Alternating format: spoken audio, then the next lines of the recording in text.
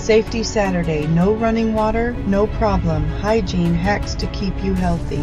First, hand sanitizer and alcohol wipes. They're your best friend when soap and water aren't available. Second, dry shampoo and baby wipes. Quick ways to stay clean when showers aren't an option. Third, baking soda and vinegar. Simple, cheap, and effective for cleaning surfaces and even brushing teeth. Fourth, portable toilets or lined buckets. Add kitty litter or sawdust to control odor and bacteria. Fifth, boil water when possible. Even if it looks clean, boiling kills harmful germs before you use it for hygiene. And don't forget separate waste from living areas to prevent illness. Preparation isn't paranoia, it's wisdom in action.